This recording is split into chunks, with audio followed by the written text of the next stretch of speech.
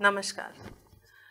Shri Aurobindo centre for advanced research पाँडिचेरीतर्फे मी श्रुती बिडवेकर आपल्या सगळ्यांचं स्वागत करते. आपण ही मालिका श्री अरविंदांचे जीवन आणि अक्षर वाङ्मय ही सुरू केली आहे आणि या मालिकेत एक कडी आज आपण त्यांचं जे फिलॉसॉफी किंवा दर्शन त्याच्याबद्दल थोडक्यात बघणार आहोत. ते अर्थातच त्यांचं जे वाङ्मय आहे पूर्ण द लाईफ डिवाइन दिव्य जीवन हे त्यांनी सांगितलेलं आहे. ह्याच्यावर त्यांनी हे लिहिलेलं आहे. तर त्यांचा तो खूप मोठा एक ग्रंथ आहे. त्याच्यात जवळजवळ 1000 पानांचा तो ग्रंथ त्यांनी लिहिलेला आहे.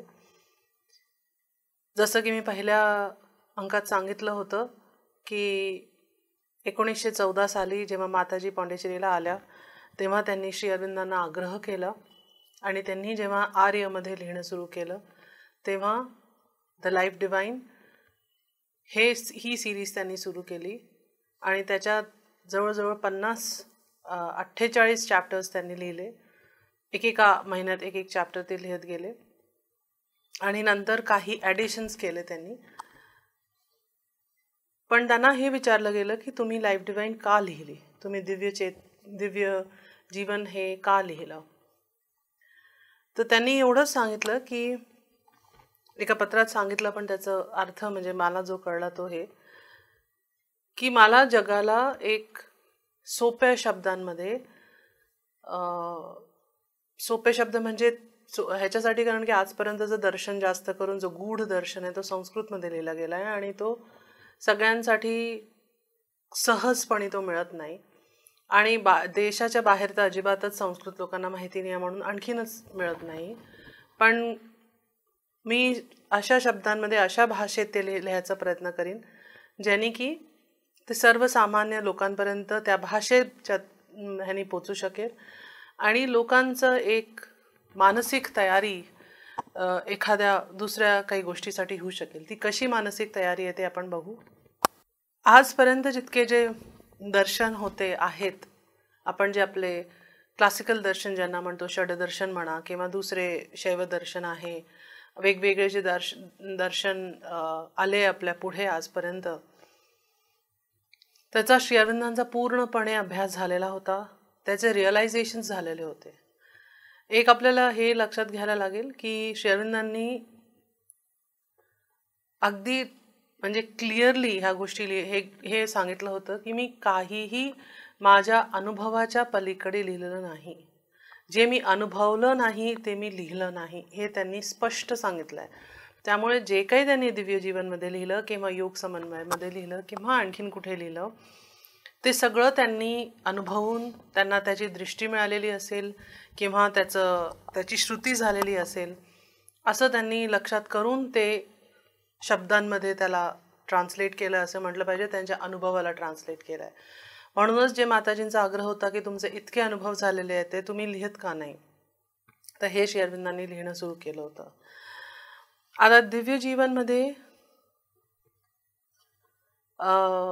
त्यांनी असे बुक 1 मग बुक 2 पार्ट 1 पार्ट 2 वगैरे त्याचं लिहिलं. त्याचं एक स्ट्रक्चर आहे.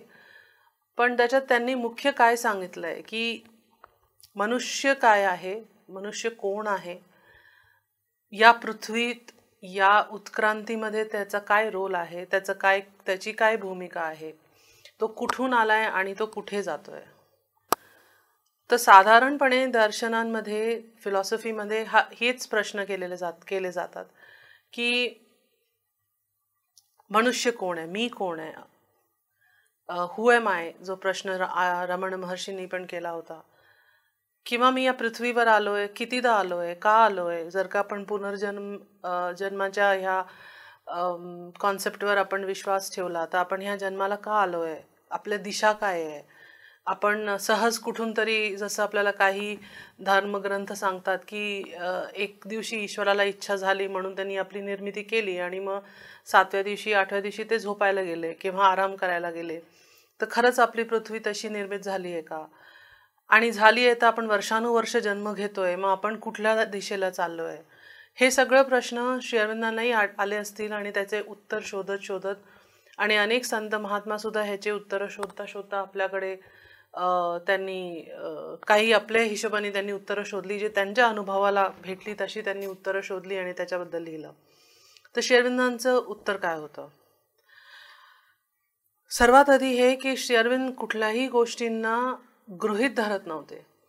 हे वेदांमध्ये लिहिलंय, हे उपनिषदांमध्ये लिहिलंय, हे शास्त्रांमध्ये लिहिलंय म्हणून हे सगळं खरं आहे असं मानणारे ते कधीच नव्हते. ईश्वर आहे का नाही ह्याच्याबद्दल ते म्हणजे त्यांना अंधविश्वास म्हणजे की न दिसणारा असा विश्वास असा नव्हता. जर का ईश्वर आहे तर मी पाहीन, आहेत तर त्यांचे दर्शन झालेच पाहिजे, आणि नाही तर मग ठीक आहे, हे जे काही शास्त्रांमध्ये लिहिलंय हे काही मी डोळे बंद करून मान्य करणारा व्यक्ती नाही आहे. आणि त्यांनी हे आपल्या सगळ्यांना सुद्धा शिकवलं. हे जेव्हा लोक त्यांच्याजवळ जायची की मी का तुमच्यावर विश्वास करू किंवा मी का अमक्या संतांवर विश्वास करू, ते म्हणायचे नको करू, पण तुम्ही आपल्या अनुभवाने त्याला नकारू शकता. त्याला तुम्ही आपल्या अनुभवाने शोध काढू शकता की ते जे सांगतायत ते खरं आहे का खोटं आहे का, ते तुमच्या अनुभवाप्रमाणे आहे का नाही आहे, ते सगळं. तर ह्या गोष्टीचं श्री अरविंदांचं खूपच एक ओपन असं म्हटलं पाहिजे, एक खूप मोठा दृष्टिकोन होता की ईश्वर आहे तर मी पाहीन, आणि त्यांना त्याचे दर्शन झाल्यानंतर त्यांनी ह्याच्यावर लिहिलं. आता दिव्य जीवनच्या पहिल्या भागात त्यांनी पूर्णपणे आपल्याला हे सांगायचा प्रयत्न केला की आज आपण जे मनुष्य आहे ते कसे आहोत आणि ते कसे जन्माला आले, आपण कसं जन्माला आलो, का जन्माला आलो. तर त्यांनी त्याच्यात पूर्ण उत्क्रांती ती जी आहे ती लिहिलेली आहे. म्हणजे उत्क्रांती कशी झाली, का झाली, काय उत्क्रांत होत आहे त्याच्यात, ते लिहिलं त्यांनी. त्यानंतर पुढच्या भागात अर्थात ते जे जुने क्लासिकल फिलॉसॉफीज आहेत त्याच्यात काय लिहिलंय मनुष्य जीवनाबद्दल आणि ते त्याच्यातनं काय काय लागू पडतंय आपल्याला आज, ते तसं बघून त्यांनी त्याच्याबद्दल लिहिलं. आणि शेवटल्या भागात त्यांनी पुढे कसं मनुष्य होणार आहे त्याच्याबद्दल लिहिलं. आता उत्क्रांतीचं म्हणायचं तर आपण ज्याला एव्होल्युशन म्हणतो, असे सर्वात जास्त शाळेत आपल्याला कळतं की डार्विननी जे एव्होल्युशनरी थिअरी लावली होती की सर्वात आधी एक सिंगल सेल्युलर ऑर्गॅनिझम झालं आणि मग त्याच्यानंतर ते जुळता ते सेल बरोबर येता डायनासॉर बनले आणि मनुष्य बनले आणि सगळं काही. पण श्री अरविंद त्याच्याही मागे जातात, त्याच्याही मागचा प्रश्न विचारतात की अचानक म्हणजे ही पृथ्वी कुठून आली. जर का जीवन अमिबा बरोबर सुरू झालं तर मग त्याच्या आधी काय होतं, जीवन यायच्या आधी काय होतं, अचानक पाषाणमधनं अचानक एखाद्या समुद्रामधनं जे काही निर्जीव असेल त्याच्यात कसं काय एखादा अमिबा जन्माला आला. हे सगळे प्रश्न त्यांनी विचारले आणि ह्याचे उत्तरं शोधत गेले ते आपल्या योग साधनेच्या ह्याने.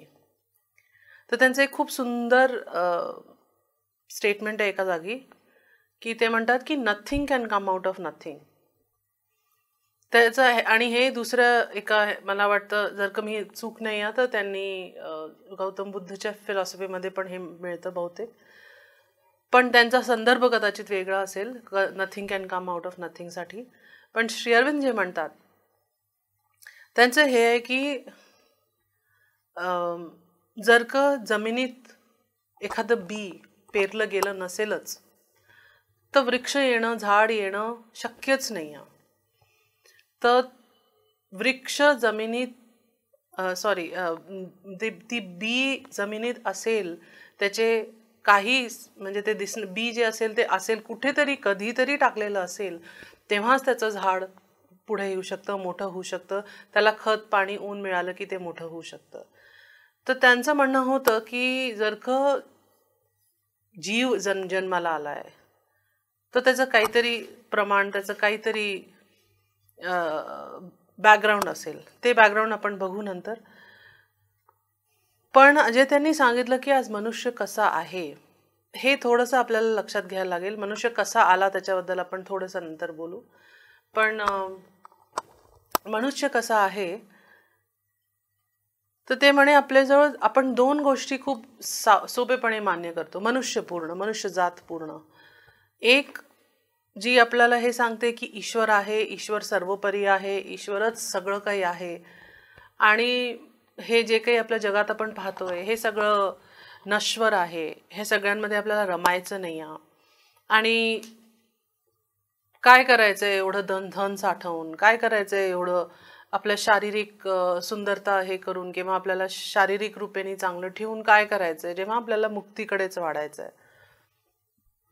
दुसरीकडे एक आणखीन अशी मान्यता आहे जी जास्त करून पाश्चात्य म्हणजे जे लोक पाश्चात्य फिलॉसॉफी म्हणा किंवा तशा माइंडसेटची लोक आहेत, म्हणजे पाश्चात्य लोक म्हणून नाही पण तशा माइंडसेटची लोक, ते असं म्हणतात की नाही, एकच जन्म मिळालेला आहे आणि आपल्याला या जन्मामध्ये सगळं काही एन्जॉय करून घ्यायचं आहे, सगळं काही जगून घ्यायचं आहे.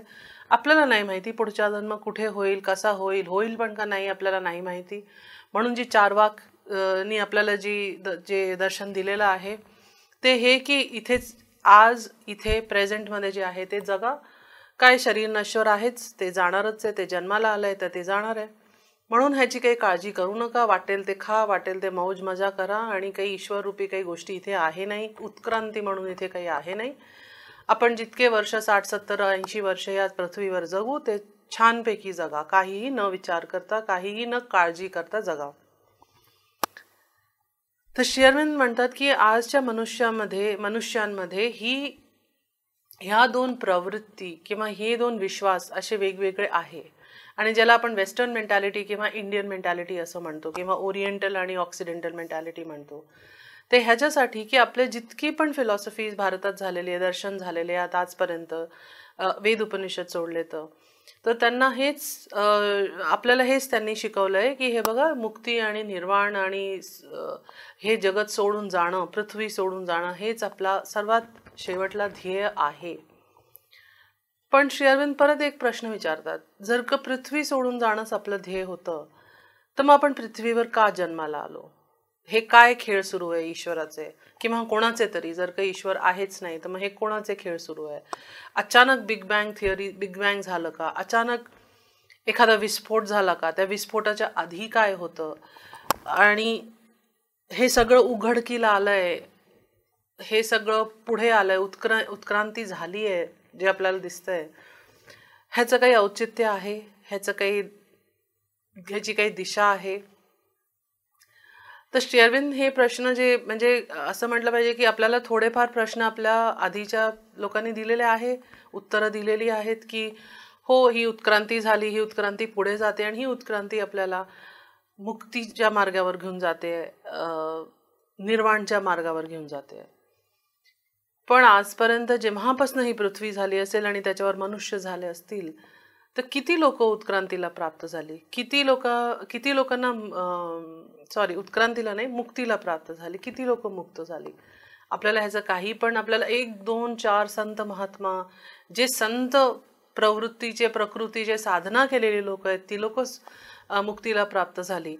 पण एरवी तर का कोणी, आपण तर वारंवार जन्म घेऊन पृथ्वीवर येतोय. एक गोष्ट, जर का आपण पुनर्जन्मावर विश्वास केला तर, आणि नाही केला तरी आपण पृथ्वीवर येतोय, लोक येत आहेत, जन्माला येत आहेत.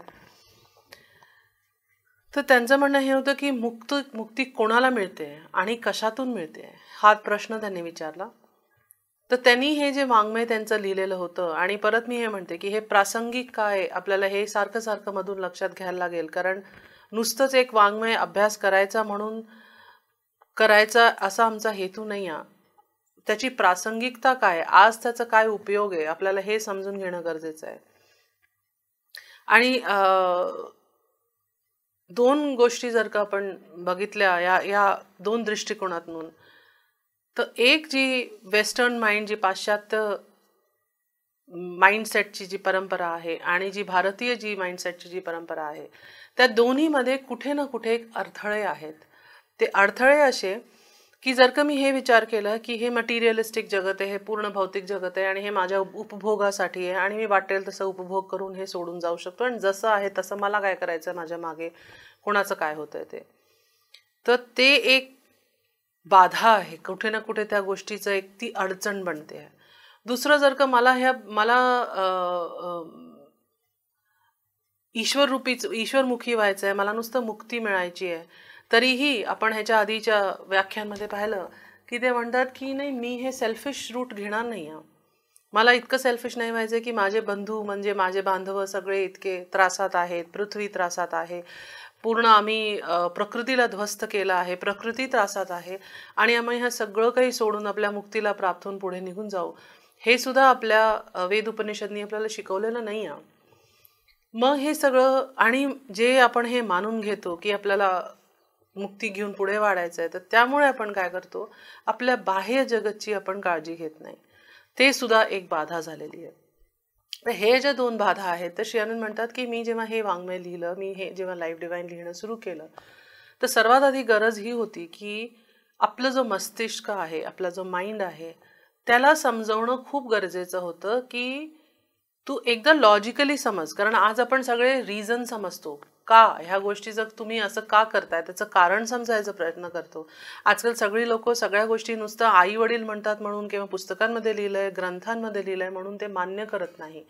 तर श्री अरविंद सांगतात की एक तर प्रश्न करा की हे ग्रंथांमध्ये लिहिलंय तर हे किती खरं आहे, किती खरं नाही. डोळे मिटून काही त्याच्यावर विश्वास करू नका, आणि विश्वास केला तर त्याला अनुभवून त्याच्यावर विश्वास करा. दुसरं हे की काय मिळतंय आपल्याला, म्हणजे हे सगळे जी लोक मुक्ती मार्ग निघून जात आहेत, ठीक आहे, त्यांना मुक्ती मिळते का नाही मिळते, कशातनं मुक्ती मिळते एक प्रश्न आहे. पण पृथ्वी गेले कित्येक हजारो वर्षांनी तशीच्या तशी आहे.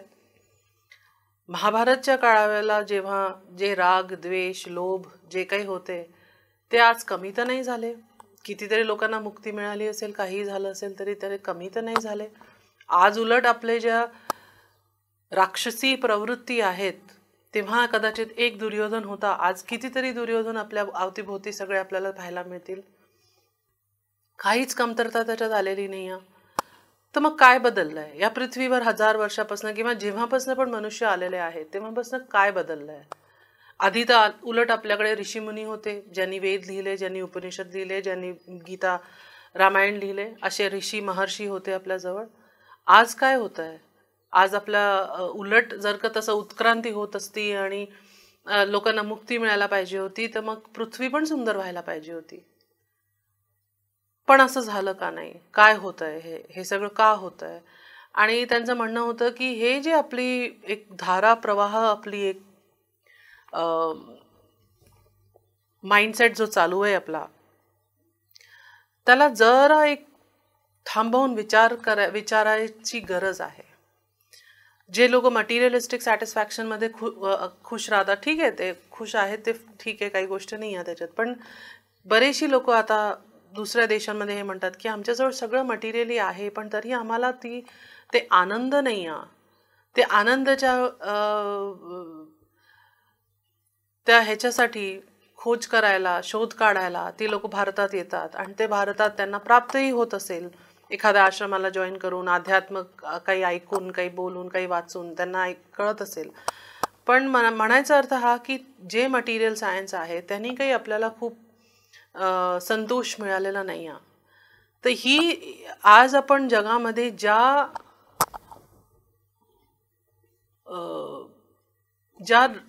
जिथे ज्या जागेवर पोचलो आहोत, तिथून पुढे मार्ग, मुक्ती हे कोणाला सगळ्यांना गॅरंटीड मिळते हे आपल्याला माहिती नाही आहे. म्हणजे ते शास्त्रांमध्ये लिहिलेलं आहे तर मिळतेच, त्याचं पूर्ण साधन लिहिलेलं आहे, पण किती लोक ती साधना इतक्या स्ट्रिक्टली फॉलो करू शकतात हा एक मोठा प्रश्न आहे.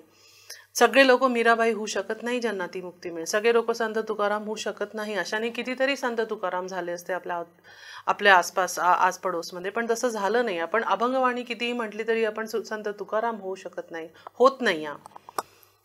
त्याचेही कारण श्री अरविंदांनी सांगितले की का आपण होऊ शकत नाही, आपण इतकं वाचून चांगलं सगळं करून का आपण होऊ शकत नाही. तर श्री अरविंदने जेव्हा हे वाङ्मय लिहिलं तेव्हा त्यांचं होतं की आपल्या मनाला, आपल्या मस्तिष्काला, आपल्या आयुष्यामध्ये आपल्याला हे कळायला हवं की आजपर्यंत आपली उत्क्रांती जिथपर्यंत झाली, आजपर्यंत आपल्या दर्शनाने आपल्याला जे काही दिलं आहे त्यांनी बऱ्यापैकी काही मिळवून घेतलं, बऱ्यापैकी काही नाही पण मिळालं असेल. काही व्यक्ती मुक्तीला प्राप्त झाले, काही लोक ईश्वराला प्राप्त झाले, काही लोक जे काही त्यांचा मार्ग असेल, पण पृथ्वीमध्ये काहीही बदल घडलेला नाही, हे लोकांना जाणून घ्यायला लागेल. आणि सर्वात आधी त्यांनी हे पण खूप सायकोलॉजिकली ह्या गोष्टीला त्यांनी अभ्यास करून हे सांगितलं की एकदा आपलं मन तयार झालं ना की मग बदल घडतात. एक साधं सोपं आहे. पुष्कळ वेळेला आम्हाला डॉक्टर्स सांगतात की हे बघा, आपल्या मनात तुम्ही जर का ठरवून घेतलं की उद्यापासून चहा नाही प्यायचा, तर तुमच्या शरीराला त्रास नाही होणार. पण जर का आपल्याला हे माहिती आहे की नाही, मला चहा नाही प्यायल्याने डोकं दुखेलच किंवा मला हे होईलच, तर ते पार पाडायची आपल्याला शक्ती मिळत नाही. मन तयार नाही आहे त्याच्यासाठी, आपलं आपलं मस्तिष्क तयार नाही आहे त्याच्यासाठी. तर श्री अरविंद म्हणतात की मी हे जे 1000 पानांमध्ये लिहिलंय किंवा हे जे 7000 8000 कितीतरी पानं त्यांनी लिहिली आहेत, हे फक्त ह्याच्यासाठी की जी मानव चेतना आहे ती तयार होऊ शके, की काहीतरी पुढे वाढायची गरज आहे, काहीतरी बदलायची गरज आहे. ह्याच्यासाठी मी एवढं सगळं वाङ्मय लिहिलंय. तर पहिलं हे होतं आपलं, म्हणजे की आपलं प्रिपरेशन करायचं, आपलं मेंटल प्रिपरेशन करायचं. आणि बरेचदा असं वाटेल की अच्छा, श्री अरविंदनी हे सांगितलंय, मग हे पहिल्या चॅप्टरमध्ये हे सांगितलं, मग 5व्या चॅप्टरमध्ये रिपीट नाही केलं, पण वेगळ्या पद्धतीने त्यांनी सांगितलंय. तर का? कारण की आपल्याला खूप प्रश्न पडतात, तर असं तर तसं का नाही, तसं तर तसं का नाही, असं म्हणून मग त्यांनी एक एक हळूहळू हळूहळू त्या गोष्टी समजवल्या आहेत. की आपल्या जुन्या दर्शनांमध्ये असं लिहिलं होतं, पण माझा अनुभव असं सांगतो, तुम्हाला हवं असेल, आवडत असेल तर घ्या, नाही तर काही त्याच्यात काही जोर जबरदस्ती नाही आहे. पण त्यांना जो अनुभव झाला तो त्यांनी लिहिला. आता आपण परत जाऊ उत्क्रांतीकडे.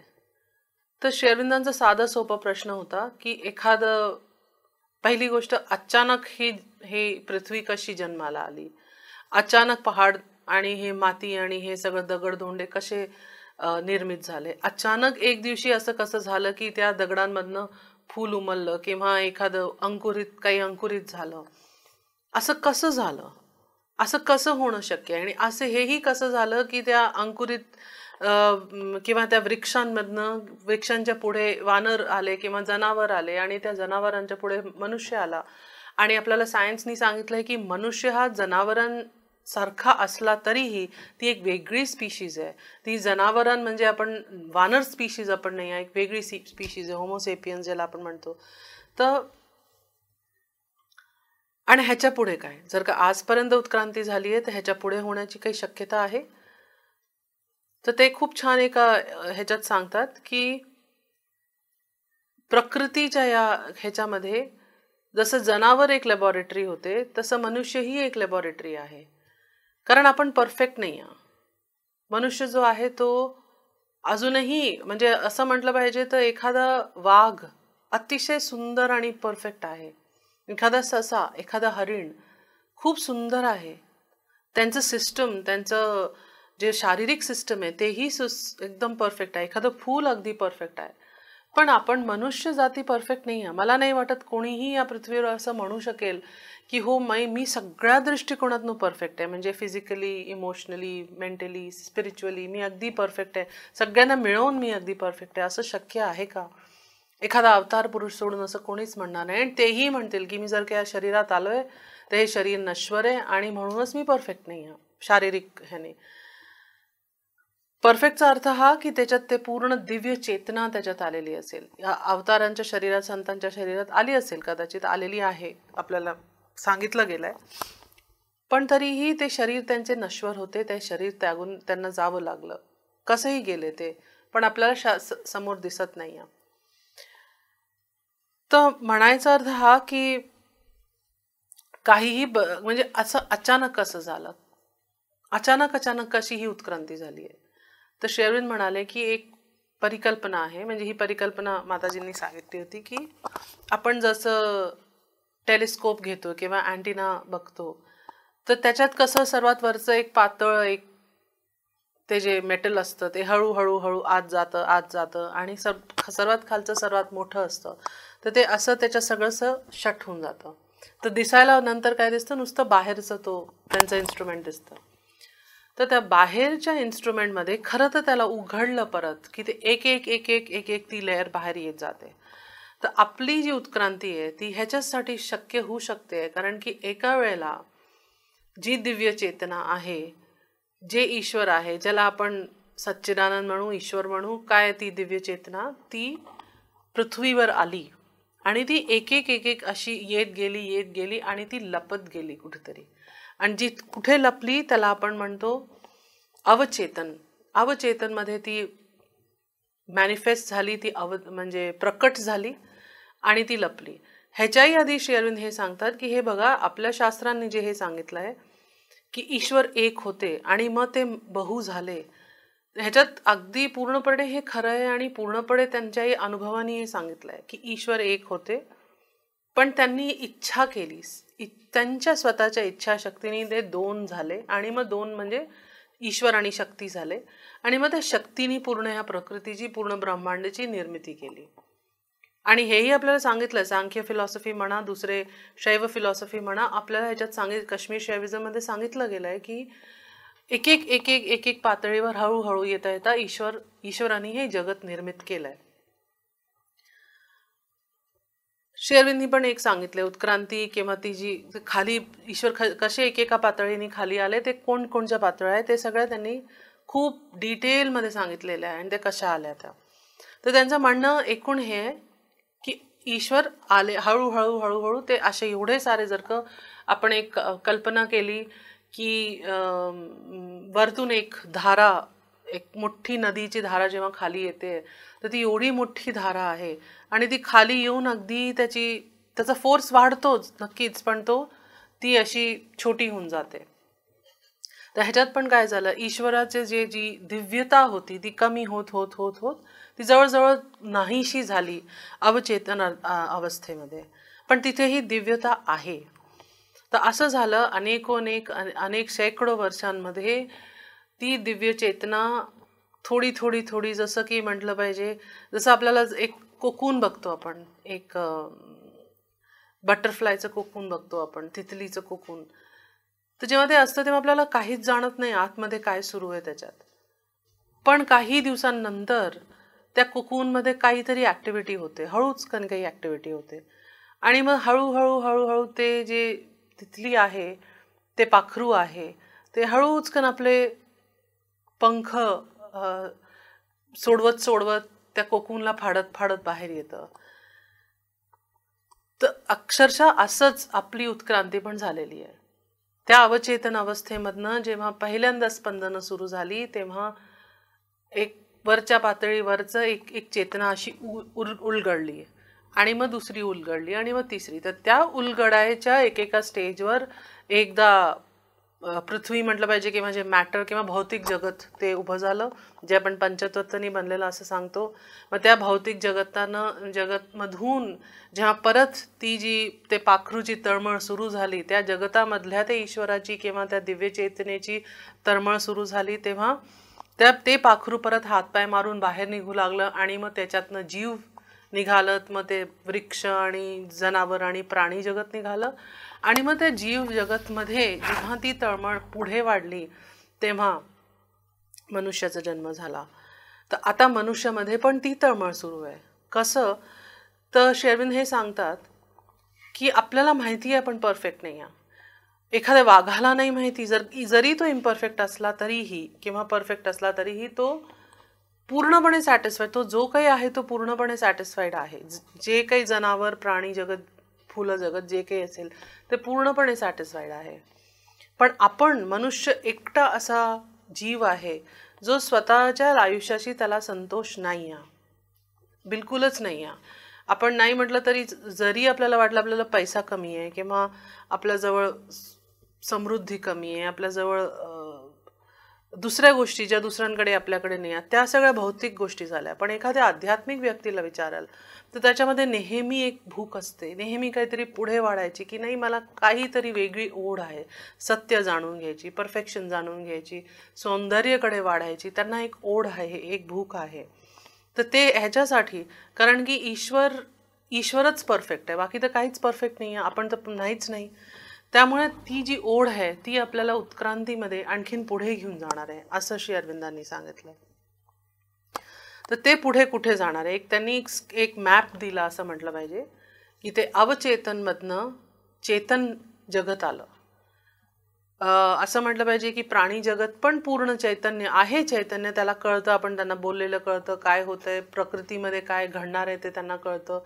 आपल्याला हेही स्टडीजमधनं, सायंटिफिक स्टडीजमधनं कळलेलं आहे की जे प्रकृती आहे, जे म्हणजे वृक्ष वगैरे जे आहेत ते सुद्धा खूप चेतन आहेत, ते आपल्याला रेस्पॉन्ड करतात. आपण त्यांना म्युझिक थेरपी करू किंवा त्यांच्याबरोबर बसून मेडिटेशन करू किंवा त्यांना प्रेमाने पाणी घालू, तर ते त्यांना रेसिप्रोकेट करतात, त्यांना रेस्पॉन्ड करतात. तर त्यांनाही रेसिप्रोकेशन येतं, जनावरांना तर येतं आपल्याला माहिती आहे. आणि त्याच्यानंतर मनुष्य. तर काय होतंय, हळूहळू ती चेतना जी आहे ती जास्त चेतन होत चालली आहे. म्हणजे ते जे ईश्वर हळूहळू ते आता असं बाहेर ते निघणं परत एक्सपॅन्ड होणं सुरू झालंय. तर वृक्ष जगत आणि प्राणी जगत थोडं थोडं चेतन आहे. आणि मनुष्य का विलक्षण आहे, का मनुष्याला हे सांगितलं गेलं होतं की तुम्ही देवाच्या रूपेत केलेले निर्मिती आहे, ते ह्याच्यासाठी की श्री अरविंद म्हणतात की दुसरे जनावर वरती पाहू शकत नाही. त्यांची बनावट अशी आहे की त्यांचं शरीर नेहमी जमिनीला पॅरलल, जास्त करून सगळ्या जनावरांचं जमिनीला पॅरलल त्यांचं शरीर असतं. आणि म्हणून त्यांचं जे मस्तिष्क आहे ते त्यांचं गव्हर्निंग म्हणजे शारीरिक ऑर्गन नसतं. पण मनुष्य सगळे उभे असतात, तर त्यांचं माइंड गव्हर्निंग असतं, त्यांचं मन गव्हर्निंग असतं. जर का मन आणि माइंडला आपण ट्रान्सलेट बरोबर केलं असेल तर आपण ऊर्ध्वगामी, आपण वरती पाहू शकतो, आपण सूर्याकडे पाहू शकतो, आपण अभिप्सा करू शकतो की आपल्याला पुढे वाढायचंय, आपल्याला बदल घडवायचे, आपल्याला आपलं नेचर बदलायचं, काहीतरी बदल घडायचा, ह्या गोष्टीबद्दल आपण विचार करू शकतो, प्रयत्न करू शकतो, जो प्रयत्न जनावर नाही करू शकत. तर हे विलक्षण एक मनुष्याला दिलेली ही एक कॅरेक्टरिस्टिक आहे, हे एक संधी आहे आपल्याला दिली गेलेली. म्हणूनच श्री अरविंदांनी एवढा प्रयत्न केलाय की आपल्याला समजून घ्यायचंय की आज आपण कुठे आहोत आणि आपण कुठे चाललोय. नक्कीच आपण पुढे वाढतोय. जर का आपण जुन्या काळाचे काही ग्रंथ वाचले किंवा 1-2 पिढी आधीचे पण काही फोटोज पाहिले किंवा लोकांबद्दल ऐकलं, तर बऱ्यापैकी सगळे आजी आजोबा असं सांगतात आम्हाला की आम्ही लहानपणी इतके शार्प नव्हतो, आम्ही लहानपणी हे सगळं करत नव्हतो. आजकालच्या छोट्या मुलांना किती काही माहिती आहे, इतक्या छोट्या वयामध्ये सुद्धा त्यांना हे जमतं, ते जमतं. कधी कोणी सांगतं की 3 वर्षाच्या वयामध्ये एक छोटं मूल इतकं सुंदर गाऊन घेतं जितकं 30 वर्षाच्या रियाज नंतर सुद्धा जमत नाही. हे सगळं कसं होतंय, हे सगळं कसं घडू शकतं? कारण की एक उत्क्रांती होते, एक चेतना हळूहळू हळू वाढते. आधी एकच गायिका किंवा गायक सर्वात उत्कृष्ट गाऊ शकत होते, आज कितीतरी लोक आहेत. आणि सोशल मीडियामुळे कितीतरी लोक आपल्याला आणखीनही कळतात जे प्रोफेशनल गायक नसतील किंवा जे मानलेले किंवा ज्यांना लोक माहिती नसतील, लोकांना माहिती नसेल की हे कोण गायक आहे, काय रियाज केलं नसेल, म्हणजे ट्रेंड असं म्हणून फॉर्मली ट्रेंड नसतील, तरीही त्यांची आवाज इतकी सुंदर, अगदी ट्रेंड लोकांसारखी आहे. तर ते काही ना काही एक उत्क्रांती होत चालली आहे. आपण बघतोय एक 3-4 पिढीमध्ये सुद्धा उत्क्रांती बघतोय आपण. आणि मला वाटतं ह्या गोष्टीशी सगळेच एक राजी होतील की घडून येते उत्क्रांती, आपल्या बघता बघता घडून येते. तर श्री अरविंद म्हणतात की आपण एका अवचेतन अवस्थेतनं आज आपण चेतन अवस्थेत आलो आहोत. पूर्ण चेतन अजूनही झालेलं नाही आहे, कारण आपल्याला नाही माहिती की आपल्या मनात काय घडतंय.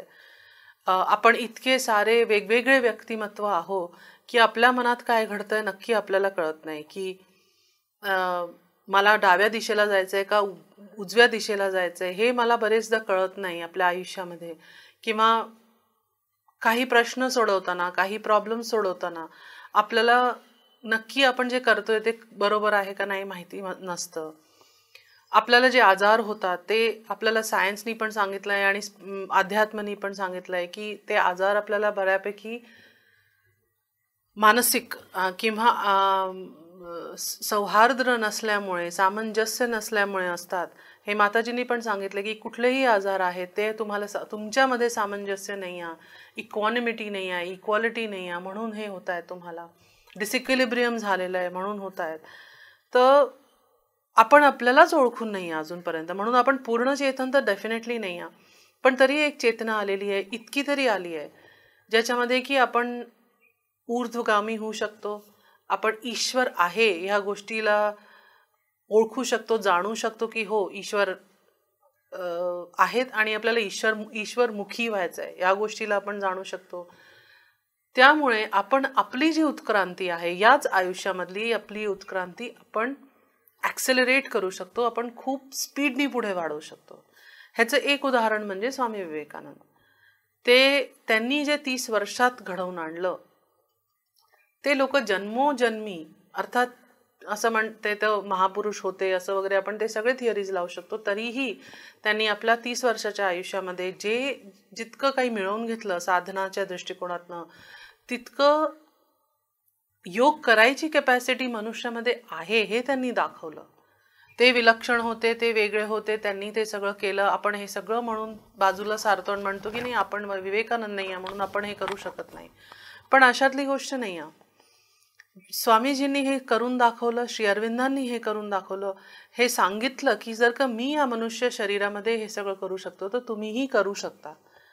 तर मनुष्याकडे काय आलं, चेतना आली, आणि ह्या गोष्टीची चेतना आली की आपल्याला पुढे वाढायला मार्ग आहे, पुढे वाढायचं आहे. आता श्री अरविंद म्हणतात की जरी आपल्याला हे माहिती असेल की ऊर्ध्वगामी व्हायचं आहे, पण ह्याच्या पुढचा टप्पा कुठला? मनुष्य म्हणजे आपण बघितलं वृक्ष जगत झालं, म्हणजे आधी तर भौतिक जगत, आणि मग वृक्ष जगत, मग प्राणी जगत, मग मनुष्य जगत. त्याच्या पुढे काय? त्याच्या पुढे नक्कीच काही व्हायलाच हवं, कारण आपण परफेक्ट नाही आहे. तर त्याच्या पुढचा मार्ग श्री अरविंदांनी प्रशस्त केला आहे. आणि ते म्हणाले की आजपर्यंत आपण ज्या चेतनेवर जगत आलोय, ती चेतना आणि ते सगळे दर्शन जे आहेत ते आपल्या स्वभावामध्ये, आपल्या प्रकृतीमध्ये बदल घडवू शकले नाही.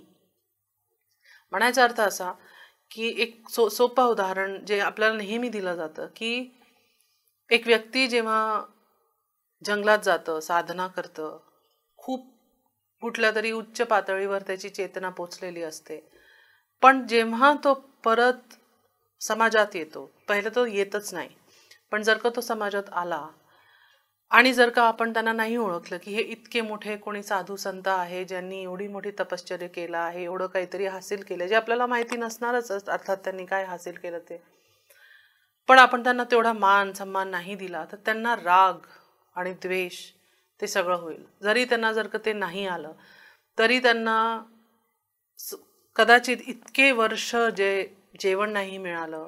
हे मी जनरलाइज करून नाही म्हणते, आपल्याला हे माहिती आहे, जसं महर्षी विश्वामित्रचं आपल्याला एक्झाम्पल माहिती आहे.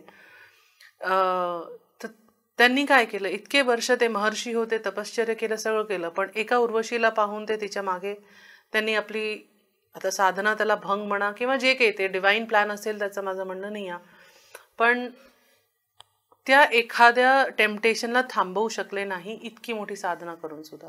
तर श्री अरविंद हेच म्हणतात की तुम्ही कितीही पुढे वाढा तरी एक आपली जी आपल्यामधलं जो अवचेतन आणि अर्धचेतन आहे, आपल्यामधल्या ज्या प्रवृत्त्या आहेत ते आपल्याला सतत बाहेर येत असतात.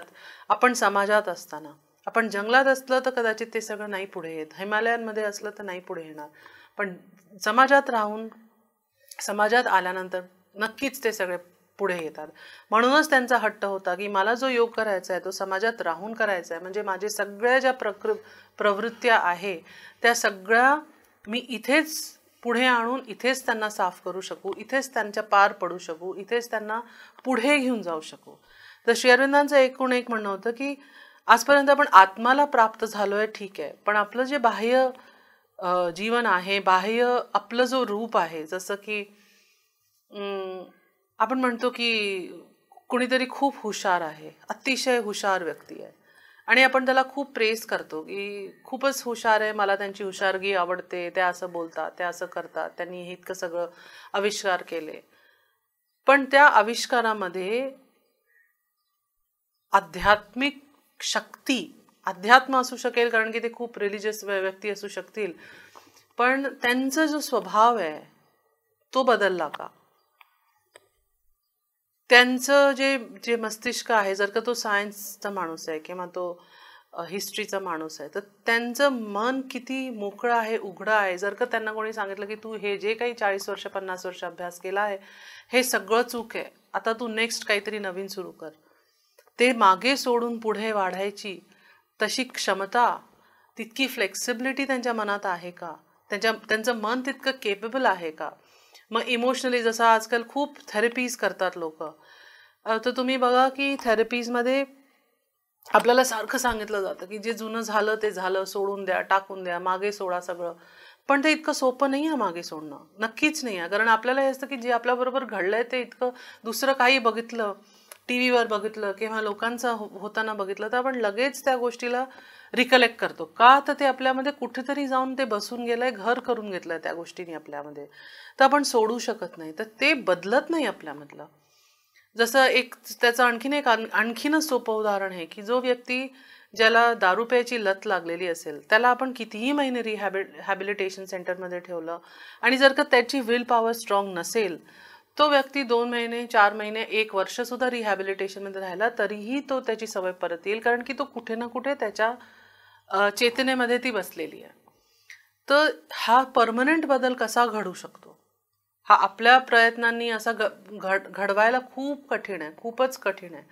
तर श्री अरविंदांनी हे प्रयत्न करून, स्वतःच्या साधनेवरून त्यांनी जी चेतना खाली आणली, जी चेतनाचे द्वार आपल्यासाठी उघडले, ती आहे अतिमानस चेतना. त्याला ते अतिमानस म्हणतात, सुपरमाइंड, सुप्रामेंटल चेतना म्हणतात ते ह्याच्यासाठी ते म्हणे, मी हे पाहिलं जितके पण आजपर्यंतची चेतना पृथ्वीवर आली आहे ती परमनंट बदल घडवू शकत नाही. एखादी संत व्यक्ती असली त्याला जेवायला तर लागतं, त्याला रागही येऊ शकतो कदाचित, त्याला राहायला, त्याला थंडी पण वाजू शकते. जर का त्यांनी हठयोग नसेल केलं, त्याला थंडी वाजेल, त्याला सर्दी होईल. तर म्हणायचा अर्थ हा की सगळेच लोक सगळ्या प्रकारचे योग करून, जसं एखादा व्यक्ती त्यांनी खूप योग केलं असेल, खूप साधना, त्याचं शरीर अगदी म्हणजे इतकं सुंदर तपलेलं असेल की त्याला शारीरिक रूपेने काहीच त्रास होणार नाही, पण त्याला राग खूप येत असेल. आणि असे उदाहरण आत्ताच मॉडर्न योग गुरुजमध्ये पण आहेत. मी नाव नाही घेते कोणाचं, पण असं आम्हाला वाचून कळलंय की एखादा व्यक्ती जो शारीरिक रूपेने 100 वर्ष जगला पण खूप रागिष्ट होता, अतिशय रागिष्ट होता, त्याचं रागावर स्वतःवर काहीच कंट्रोल नव्हता. तर म्हणजे काय झालं की आपल्या व्यक्तिमत्वाच्या एका पोर्शनला आपण कंट्रोल केलं, अतिशय सुंदर केलं, परफेक्ट केलं, पण दुसरं अगदीच मागारला. त्याच्यावर कंट्रोल करायचा प्रयत्न केला असेल, नसेल केला आपल्याला नाही माहिती, पण तो कंट्रोल झाला नाही. शेवटी मृत्यूलाही प्राप्त झाले ते जे कोणी असतील. तर श्री अरविंद म्हणे की हे कुठपर्यंत चालणार आहे आणि हे असंच चालत राहणार आहे. आणि आता आपलं इतकं ॲडव्हान्समेंट झालंय जगातलं की आपण न्यूक्लिअर बॉम्ब्स बनवतोय, न्यूक्लिअर वेपन्स बनवतोय. आपलं ऑलरेडी एक ॲटॉमिक बॉम्बचं आपण सॅम्पल हिरोशिमा नागासाकीमध्ये पाहून घेतलेलं आहे. तर हे कुठपर्यंत जाणार आहे? अशाने तर पूर्ण पृथ्वी ध्वस्त करायला आपल्याला 2 दिवसही नाही लागणार, जितके न्यूक्लिअर वेपन्स आहेत पृथ्वीवर. त्याच्यात एक कोणीतरी बटन दाबलं तर सगळंच ध्वस्त होणार आहे कधी ना कधी. पण ते सगळं वाचवायला, ते सगळे त्या दुर्बुद्धी लोकांना बुद्धी द्यायला किंवा त्या सगळ्या गोष्टी कंट्रोल करायला आणि आपली प्रवृत्ती बदलायला आपल्याला एक मोठ्या शक्तीची मदत हवी, असं श्री अरविंदांचं आणि माताजींचं म्हणणं होतं. आणि ती शक्ती म्हणजे अतिमानसची शक्ती. तर श्री अरविंदांच्या ह्या उत्क्रांतीच्या वाटचालीमध्ये आपण जे पाषाणपासून आजपर्यंत मनुष्य झालो आहोत, ते पुढे आपण अतिमानस होणार आहोत. आणि ते अतिमानस कसं असेल, आपण कसं होऊ शकू, आपण त्या गोष्टीला ॲक्सेप्ट केलं आहे का नाही. कदाचित बरेचशी लोक, जेव्हा आम्ही ग्रुप्स सोबत गोष्टी करतो, तर काही लोक म्हणतात की नाही, human being is the last रंग ऑफ एव्होल्युशन, असं ते म्हणतात की मनुष्यानंतर काही उत्क्रांती होण्याचं शक्यताच नाही, असं ते म्हणून देतात. तर त्या लोकांना ठीक आहे, त्यांचं मत. पण ज्यांना हे वाटतं की नाही आपण परफेक्ट नाही आहे, म्हणून काहीतरी उत्क्रांती तर झाली पाहिजे, काहीतरी आपल्याला पुढे वाढायचा मार्ग मिळाला पाहिजे, तो पुढे वाढायचा मार्ग आपल्याला श्री अरविंदांनी दाखवलेला आहे. पुढे वाढायचं, अतिमानसकडे कसं पुढे वाढायचं ते सांगितलेलं आहे. तर हे त्यांनी दिव्य जीवनमध्ये लिहिलं आहे आणि त्यांनी सांगितलं आहे की ह्या 2 प्रवृत्त्या ज्या आहेत, ह्या दोन्ही समजून घ्यायला, आपल्याला त्या समजायला की आपण कुठल्या प्रवृत्तीला आपल्याला वाटतं की आपण अशी प्रवृत्ती ठेवतो, अशी माइंडसेट ठेवतो, ज्याला ते लाईफ डिवाइनच्या चॅप्टरमध्ये materialist denial and refusal of the ascetics असं म्हणतात की ॲसेटिक्स जगतला रिफ्यूज करतात आणि मटिरियलिस्ट जे आहे ते स्पिरिच्युअलिटीला रिफ्यूज करतात. पण ते म्हणे फ्युचरमध्ये असं होणार आहे की ते दोन्ही बरोबर येणार आहे, स्पिरिच्युअलिटी आणि सायन्स अँड स्पिरिच्युअलिटी आणि मटिरियलिझम, भौतिक जगतचे जे शास्त्र आहे ते सोबत येणार आहे. ह्याच्यासाठी की जेव्हा आपली उत्क्रांती पुढे होते आहे, तर सगळ्या गोष्टी खूप सूक्ष्म होत चालल्या आहे. आपल्याला पाहिल्या आधी आपण ट्रंक कॉल्स करायचो, मग टेलिफोन्स आले, मग टेलिफोन लाईन्स आले, मग कॉर्डलेस आले, पेजर्स आले, फोन्स आले. आजकाल तर इतके छोटे फोन्स, किंवा असंही झालंय की आपल्या घड्याळींमध्ये आपण काही करतो तर आपल्याला फोनची गरज, म्हणजे गोष्टी अगदी सूक्ष्म होत चालल्या आहे. श्री अरविंद हेही म्हणतात की तुम्ही 1000 वर्ष 100 वर्ष आधीचे लोक बघा, त्यांची अंगकाठी, त्यांच्या स्किनचं, जरी ते म्हणतील की नाही ते इतकं शुद्ध खायचे की त्यांचं स्किन खूप चांगलं होतं, पण एक सूक्ष्मता येते. आजकाल आजारांमध्ये सुद्धा सूक्ष्मता येते. म्हणजे असे आजार नवीन नवीन येत आहेत की ते व्हायरस आधी नव्हते, ते आजार आधी नव्हते. तर ते हळूहळू म्हणजे एका बोटापासनच्या पायाच्या बोटापर्यंत छोटे छोटे छोटे छोटे आजार, सूक्ष्म आजार वाढत चालले जगामध्ये. तर हे सगळं ह्याच्यासाठी होत आहे कारण की अतिमानसची जी चेतना आहे ती आता पृथ्वीवर वावरू लागली आहे. ती का वावरू लागली आहे तर ते श्री अरविंद आणि माताजींचे त्यांनी जे तपश्चर्य केलं, त्यांनी जे प्रयत्न केले 1920 पासून 1950 पर्यंत श्री अरविंदांनी, आणि मग त्याच्या पुढे 73 सालापर्यंत माताजीने, आणि त्याच्यानंतरही ते काम चालू आहे. तर त्यांचं म्हणणं हे होतं की आम्हाला पृथ्वीला वाचवायचं आहे, आजपर्यंत जी झालेली उत्क्रांती वाचवायची आहे, नाही तर एखादं न्यूक्लिअर बटन दाबल्या गेलं तर पूर्ण पृथ्वी ध्वस्त होईल, आणि जे पाषाणपासून आजपर्यंत मनुष्य बनले ते सगळं परत पाषाणपर्यंत परत चाललं जाईल. तर ते सगळं वाचवण्यासाठी म्हणून हे गरजेचं आहे की एक नवीन चेतना येऊन हे सगळ्या गोष्टीचं कंट्रोल करे, आणि हे जे मानवीय प्रवृत्ती आहे, हे सगळे राग द्वेष, 6-7 प्रवृत्ती आपल्याला सांगितली आहे गीतानी आणि आपल्या शास्त्रांनी, ते सगळ्यावर नुसतं कंट्रोल नाही करायचं आहे, तर ती सगळी प्रवृत्ती बदलायची आहे. ते बदल कसे घडतील, काय होईल, हे सगळं त्यांनी आपल्या वेगवेगळ्या म्हणजे श्री अरविंदांच्या वाङ्मयामध्ये आपल्याला वाचायला मिळतं. माताजींनी खूप इलॅबोरेटली ह्याच्याबद्दल लिहिलेलं आहे. पण एकूण जर का तुम्हाला दिव्य जीवन समजायची आणि त्याला वाचायची एक उत्सुकता असेल तर नक्की घ्या वाचायला. त्याची भाषा कठीण आहे, इंग्लिश म्हणून कठीण नाही आहे, त्याची भाषा कठीण याच्यासाठी माताजी म्हणतात कारण की श्री अरविंदांनी अशा चेतनेवरून ते लिहिलं होतं जिथून ते त्यांच्या डायरेक्ट हातावर उतरलं आहे. म्हणजे ते अगदी रिकामे झाले होते, अगदी त्यांचं माइंड सायलेंट झालेलं होतं, आणि मग त्यांनी ते स्वतःवर ते फोर्स आणून मग ते लिहिलं. आणि त्यांचा लिहायचा हेतू हा पण होता की मी नुसतं एका चालीत लिहिणारा एक आर्ग्युमेंट मी लिहित नाही आहे. जर का त्यांना कोणी विचारलं की ही पृथ्वी कशी जन्माला आली, तर त्यांनी वेगवेगळ्या फिलॉसॉफीजला बघून, वेगवेगळ्या साईड्सनी बघून त्याला समजायचा प्रयत्न केला आहे, आणि आपल्याला समजवलं आहे की हे बघा, ही फिलॉसॉफी असं म्हणते, ही फिलॉसॉफी असं म्हणते, ही फिलॉसॉफी असं म्हणते, तर हे पुरे पडतंय का, तुम्हीच समजून घ्या, हे पुरे पडतंय का, असं समजवता त्यांनी आपल्याला पुढे नेलं आहे. तर म्हणून त्याला माताजी म्हणतात की ते श्री अरविंदांचं स्फेरिकल विजन आहे, म्हणजे सगळीकडनं सांगणारं असं ते विजन आहे.